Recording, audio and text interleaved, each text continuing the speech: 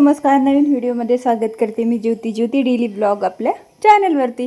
तर माझ्या सगळ्याच लाडक्या ताईंचं खूप खूप स्वागत आहे आपल्या नवीन व्हिडिओमध्ये. तर काय आज चाललेलं होतं घरातलं तर कामं सगळी आवरलेली होती, पण ब्लाऊज शिवायचं काम माझं बाकी होतं. तेच शिवायला बसलेले होते आणि खूप वेळ झाला होता. असं घरातली सगळी कामं आवरून घेतली. 1-2 कस्टमर तर सुद्धा येऊन गेले आणि मग काय शिवायला बसले. एकाच मापाचे 3 ब्लाऊज होते, पण काल एका मापाचा एक ब्लाऊज शिवला होता आणि मग 2 बाकी होते त्यातले, तर ते पण शिवायचे होते आणि बाकीचे सुद्धा शिवायचे होते. पण बघूयात आता किती होते काय होते. व्हिडिओ कंटिन्यू करा. आणि आपण आहे ना ज्यावेळेस ब्लाऊज शिवतो ना त्यावेळेस लक्ष देणं कितपत महत्त्वाचं आहे हे तुम्हाला आजच्या व्हिडिओमध्ये मी सांगणार आहे. व्हिडिओ शेवटपर्यंत बघा, खूप फायद्याचा आहे. म्हणजे ह्या छोट्या छोट्या गोष्टीहून आपण विचारही करू शकतो, नाही करू शकत, पण हे असं होतं. आता तुमच्याकडून हे असं काही होतं का तर कमेंट बॉक्समध्ये नक्की सांगा. पण काय होतं ते पुढे बघा. तर माझं हे ब्लाऊजचं काम तर शिवायचं चाललेलंच होतं, पण मला एक विचारायचं होतं की तुम्ही ज्यावेळेस ब्लाऊज शिवता त्यावेळेस स्टोनचे ब्लाऊज असतात त्यावेळेस तुम्ही किती चार्जेस घेता आणि ते सुद्धा मला कमेंट बॉक्समध्ये नक्की सांगा. आता ज्यावेळेस आपण छोटे छोटे स्टोन असतात, आता वर्कवाले ब्लाऊज येतात शिवायला आणि जे वर्कवाले ब्लाऊज असतात ना त्याला ना आपण शिलाई मार्जिन म्हणजे शिलाई जास्त सांगितली तर मग कस्टमर काय म्हणतात, एवढी कसं काय शिलाई, त्याला त्या अगोदरच रेडीमेड डिझाईन आहे, मग नुसतं शिवायचंच आहे, मग काय एवढी शिलाई.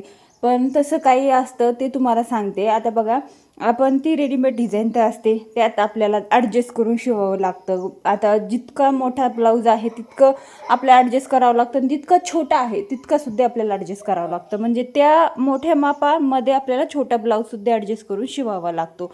तर हे सगळे मोठे मोठे प्रॉब्लेम्स आपल्यासोबत होतात. आत्ता माझा एक ब्लाऊज झाला, 2-3 कस्टमर आले होते, बराच वेळ त्यामध्ये पण गेला. जेवण वगैरे पण करून घेतलं आणि मग होत आलेला आहे. सो थोडंच राहिलं आहे फक्त. पण ह्या ब्लाऊजचा प्रॉब्लेम असा झाला होता की मग ह्याची जी उंची होती त्यांची रेडीमेड जेवढी होती तेवढी मी इथं कटिंग तर करून घेतली, पण काय झालं की जे मेन फॅब्रिक होतं ते जर उंचीला असं भरपूर होतं आणि भरपूर उंचीमध्ये हे पॅटर्न आलेला होता. म्हणजे आता कसं फ्री साईजमध्ये पॅटर्न येतो शक्यतो रेडीमेड जो वर्क असतो ते, कारण तो मोठ्या साईजमध्ये असतो ना. हा ब्लाऊज एकदम छोट्या साईजचा आहे. जसा की हा ब्लाऊज शिवला मी दाखवते तुम्हाला, खूप छोट्या साईजचा आहे, 28 साईजचा हा ब्लाऊज आहे. तर मग हा ब्लाऊज 28 साईजचा असल्यामुळं हा ब्लाऊजसुद्धा आपल्याला 28 साईजचाच करायचा आहे, म्हणजे एकाच कस्टमरचे आहे. आणि हे स्टोन वगैरे एक एक काढावे लागतात आणि कुठंतरी ॲडजस्टमेंट करून थोडंसं फिनिशिंग देऊन ह्याला रेडी करावं लागतं. तर अशा पद्धत कट ब्लाऊज असतात. आणि मग कस्टमर म्हणतात की इतकी शिलाई का घेतली, तितकी का घेतली. तर हेच प्रॉब्लेम्स असतात. पण तरीसुद्धा आम्ही जेवढी शिलाई आहे तेवढीच घेते, फक्त 10-20 रुपये कधीतरी जास्त घेतो, नाहीतर मग घेतही नाही. अशा पद्धतीचं काम आहे. आता हे जसं हे रेडीमेड साड्यांना रेडीमेड वर्कवाले जे ब्लाऊज येतात ना ते ब्लाऊज खूप डोकं खातात. जे प्लेन ब्लाऊज आपल्याला शिवायला एवढा त्रास देत नाहीत तेवढे हे ब्लाऊज त्रास देतात. तर असं आता हा ब्लाऊज मी कंप्लीट करून घेते आणि मग तुम्हाला दाखवते. थोडक्यात वाचलं कारण इतकं त्रास झाला ना बघा. आता ह्याला टक्स पॉईंट देत होते आणि एक साईडने दिले मी, हे सुद्धा काढले होते स्टोन, याचे सुद्धा काढले होते, पण इतकी भयानक सुई तुटली ना बघू शकता तुम्ही. आणि हातावर लागता लागता राहिली. इतकं भयानक काम आहे ना हे, खरंच खूप त्रास होतो हे काम करताना. मी सगळे स्टोन काढले होते जेवढे मला इथं एंटर करायचे तेवढे, पण तरीसुद्धा स्टोनमध्ये आला आणि सुई इतकी भयानक तुटली की कटकटकन आवाज आला आहे ना. आणि इतकी भयानक हे झालं आहे ना ह्याला, म्हणजे इतका हे, तर त्याला आतमध्ये पण एवढा क्रॅच आला आहे बघा.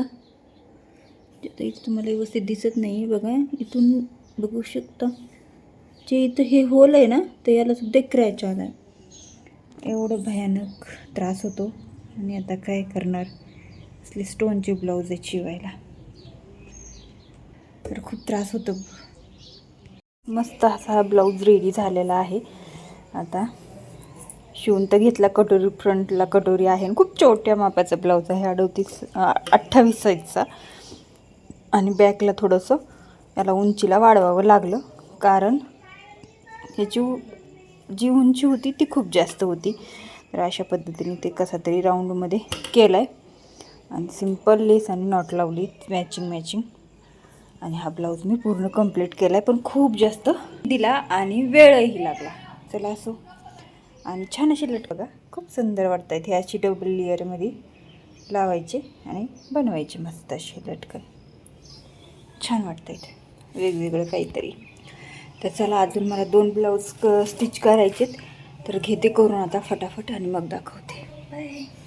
काय पहिलं हुक लावायला बसले, म्हटलं ते ब्लाऊजचे हुक लावून घ्यावेत, कारण त्यांनी मला दुसऱ्या दिवशी मागितले होते. तर म्हटलं मग त्यांना देऊन टाकता येतील. आणि त्यानंतर मला एक ब्लाऊज अजून शिवायचा होता, पण नंतर म्हटलं आता काय शूट वगैरे करणार नाही, कारण शूट करत करत ना ब्लाऊज शिवायला खूप जास्त वेळ लागतो. मग त्याच्यामुळं मग कुठेतरी राहून जातं. मुलंही शाळेतून आलेली होते, तर मग म्हटलं चला जाऊ दे, आता एवढी हुक लावून घ्यावा. त्यानंतर एक पिवळ्या कलरचा ब्लाऊज शिवून घेतला आणि तो सुद्धा रेडी केला. सोनू TV बघत होती, तर चला आणि म्हटलं आता आवरून घ्यावं. चला, व्हिडिओला लाईक, शेअर आणि सबस्क्राईब करा. इतर मैत्रिणींसोबत शेअर करा. भेटू नवीन व्हिडिओमध्ये. तोपर्यंत बाय बाय.